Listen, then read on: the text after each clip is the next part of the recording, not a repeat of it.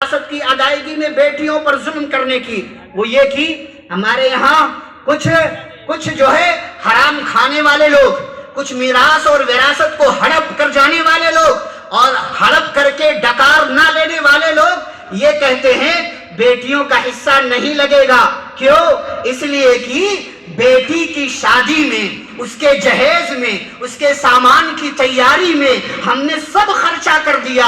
یہ جو خرچہ کیا گویا کہ ہم نے اس کو وراثت دیا۔ وہ اپنی عقل پہ ماتم کرو، وہ عقل مند ہو کر کے بے وقوفوں والی حرکت کرنے والوں، یہ کون سا دماغ ہے؟ بیٹی کی شادی میں مال لگا، بیٹی کی شادی میں کیا لگتا ہے؟ بیٹے نے کما کر کے اپنی شادی کی، باپ نے بیٹے کی بھی شادی کی ہے، باپ نے بیٹی کی بھی شادی کی ہے، تو جب وراثت تقسیم کرنے کی باری آئی تو کس قانون کے تحت بیٹے کا حصہ لگے گا اور بیٹی کا حصہ نہیں لگایا جائے گا؟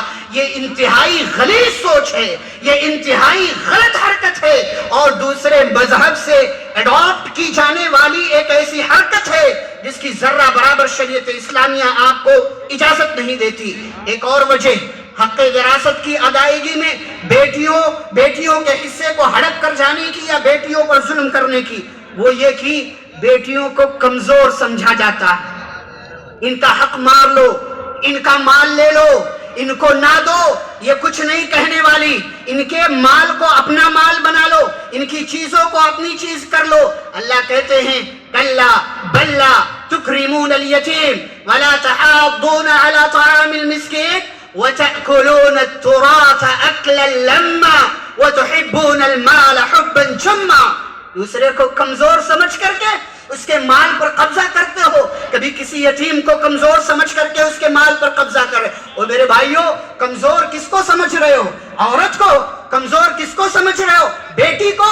ارے یہ وہی بیٹیاں ہیں، یہ وہی عورتیں ہیں جن کے نام کی سورہ میں اللہ نے وراثت کا قانون اتارا ہے۔ یہ وہی بیٹیاں ہیں کہ جن کے واقعے کے بعد اللہ نے آسمان سے قرآن کی آیتیں اتاری۔ حضرت سعد بن ربیع رضی اللہ تعالیٰ عنہ جنگ احد میں شہید ہو گئے۔ کون ہیں یہ صحابی؟ مدینہ کے مالدار صحابہ میں نمبر 1 صحابی حضرت سعد بن ربیع رضی اللہ تعالیٰ عنہ جنگ احد میں شہید ہو گئے۔ ان کا ایک بھائی تھا، اس بھائی نے حضرت سعد بن ربیع رضی اللہ عنہ کے مال پر قبضہ کر لیا۔ ابھی وراثت کا قانون نازل نہیں ہوا تھا۔ حضرت سعد بن ربیع رضی اللہ تعالیٰ عنہ کی 2 بیٹیاں تھیں، ایک بیوی تھی۔